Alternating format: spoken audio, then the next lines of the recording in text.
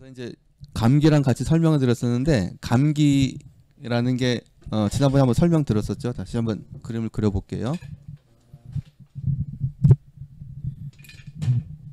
이 감기가 만병의 근원이라는 얘기 하잖아요. 그죠? 실제로 굉장히 많아요. 이게 감기로만 오는 게 아니라 감기와 같은 원인으로 해서 양상이 너무나 다양하게 많이 와요. 근데 알고 보면 똑같아요. 원리는. 그래서 같게 치료해주면 그 여러 가지 양상들이 다 같이 좋아져요. 우리가 상한이라고 한다고 그랬죠. 그죠? 찬 기온에 상했다고 해서 상한이라고 하는데 우리가 감기 걸리면 대표적인 증상이 오한, 발열. 오한은 추위를 싫어하는 거. 추위 타는 거죠. 오한은 추위를 타는 거고요. 예, 발열은 말 그대로 열이 자꾸 오르는 거죠. 그래서 감기 걸리면 추운데 열이 나요. 사실 되게 이상한 병이에요. 추우면 그냥 추워야 되는데 추우면서 열이 나요. 그래서 실제로 체온이 올라가요. 이게 다른 거예요. 일반적으로 더위 타고 땀 많은 사람들 열 많다고 하지만 체온 재보면 체온이 정상이에요. 그러니까 체온이 올라가는 그 질환이 있고 더위 타는 것 같아도 체온은 정상인 질환이 있어요. 감기는 체온을 꼭 올라가게 되는데 이게 왜 그러냐면 사람은 아까 뜨겁다 그랬죠. 그죠? 따뜻한 기온을 유지해야 되는데 우리 몸이 외부보다 따뜻하잖아요. 그죠? 그러니까 저도 이렇게 서 있지만 이 외부를 어떻게 돼요? 열을 계속 발산하고 있는 거예요. 근데 아까 음식을 먹고 숨을 쉬면서 열을 만들어서 열을 뿜어내고 살고 있는 거예요. 이렇게. 예. 그런데 감기 걸려서 춥게 된다는 얘기는 이 몸이 체표가 보이지 않게 얼어붙는 거예요. 보이지 않게 얼어붙기 때문에 이 열이 빠져나가야 될 열들이 빠져나가지 못하니까 나중에 위쪽으로만 오르게 돼요. 그래서 감기 때 제일 잘 오는 증상 중에 하나가 두통이 있죠. 머리 지끈지끈되고 아프고. 그래서 심해지면 그냥 두통에서 그치는 게 아니라 이런 것들이 뇌수막염이라든지 예. 심해지면 또 뇌막염 이런 거, 뇌염 이런 게 올 수가 있어요. 이게 꼭 모기 물리고 뭐 바이러스 꼭 그래서 그런 게 아니고요. 이런 양상으로 해서 오르게 돼요. 그래서 감기 걸리면 어떻게 하라고 했어요? 몸을 따뜻하게 해줘야 돼요. 따뜻하게 해서 이 보이지 않게 얼려있는 냉기를 갖다가 제거해 줘야지 열이 빠지면서 올랐던 체온이 다시 떨어지게 돼요. 실제로 이렇게 해서 돌아가신 분들이 굉장히 많아요. 그러니까 왜냐하면 병원에서는 무조건 열이 오르면 해열을 쓰거든요.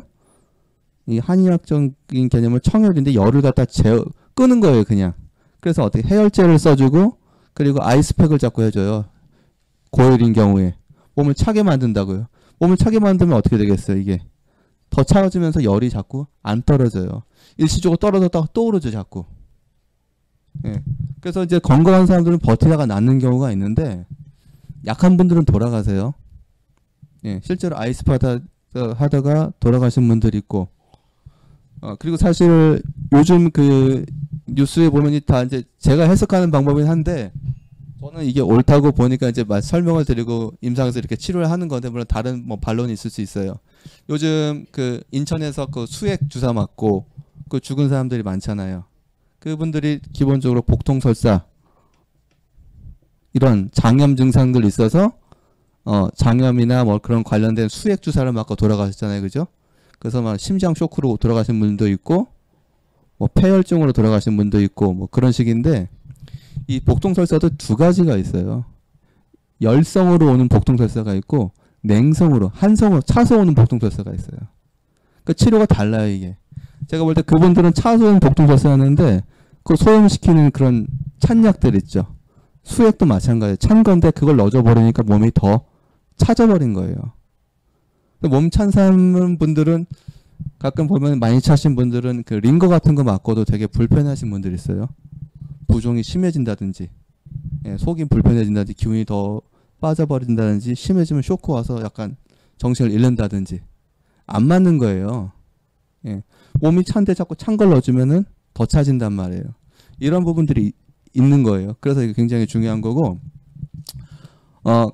이게 제가 병을 이해하는 방식인데 아까 뭐 오장육부도 얘기했고 또 하나 병은 어떻게 약한 데가 자꾸 약해져서 병이 와요. 강했던 데가 하루아침에 약해지는 경우는 잘 없어요. 예. 그러면 감기 걸렸을 때 예를 들면 감기가 폐렴이 오시는 경우들 있죠. 그죠? 폐렴이 오는 게 아니고요.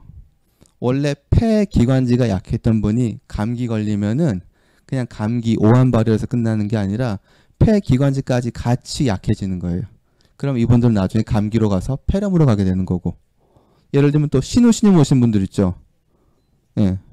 감기 왔는데 허리 많이 아프고 저기에서 병원 갔더니 그냥 감기가 아니라 신우신염이라고 그러는데 처음부터 신우신염을 오는 게 아니라 감기 걸렸는데 콩팥이 약한 분들은 이렇게 되는 거예요. 근데 이게 만성적으로 심한 분은 나중에 신부전이나 신장이 안 좋아진 쪽으로 갈 수도 있죠. 그리고 간염으로 갑자기 사람이 죽게 된다 이런 경우들도 마찬가지예요. 간이 안 좋던 사람이 감기 걸리면은 간염이 돼서 문제가 될 수 있는 거니까 이 단계에서 미리미리 자꾸 추위 타거나 그런 느낌들이 선천타거나 자꾸 열이 안 떨어지거나 이때 미리 치료해주면 이렇게 가길 일이 없죠. 그리고 원래 폐가 약했던 폐기관이 약했던 분들, 신장이 약했던 분들, 간이 약했던 분들은 미리 사전에 이런 부분들을 보완해 놓으면은 감기가 와도 그냥 감기로 끝나게 되죠. 저희 오는 친구 중에 지금 초등학생인데 그 친구는 감기만 걸리면 맨날 폐렴이 와서 입원했던 친구가 있어요. 이제 지금은 치료하고 폐기관지가 많이 회복이 돼서 그걸 그냥 감기에서 끝나게 되는데 이 폐렴이 급성 폐렴이 오면 사람이 죽을 수도 있어요. 피기관지가 확 뜨거워지면서 호흡장애가 오기 때문에 일례로 이제 좀 환자 케이스가 그렇긴 한데 그때 이 친구가 6살인가 7살 때 이 심하게 와서 병원에 입원했는데 다 호흡기들이 안 좋아진 거죠. 처음에 감기로 왔다가. 근데 그 아이 또래 애들이 5명인가 6명이 같이 입원했대요. 근데 이 아이들이 다 죽고 이 아이만 살아남았어요. 외할머니랑 같이 사는데 그러니까 외할아버지랑 그 엄마 아빠랑 같이 사는데 이 아이가 그때 대변을 못 봤다는 거예요. 근데 그 할머니 생각에 우리 아이를 대변을 보게 하면 열이 좀 떨어지지 않을까. 그래서 의사분께 요청했던 의사분이 그 의미 없다고 계속 그러는데 간곡하게 누차 부탁해서 제발 한 번만 관장시켜달라고 해서 사정해서 의사분이 마지못해 해줬는데 대변 보면서 열 빠져서 얘는 살아남았죠. 예. 항상 한순간이에요. 고무줄도 마찬가지예요. 적당히 당기다 놓으면 다시 원래대로 회복이 되는데 팽팽한 상태에서 더 당겨버리면 어떻게 돼요? 끊어져요. 끊어지면 복원이 안 돼요. 한순간이에요. 항상.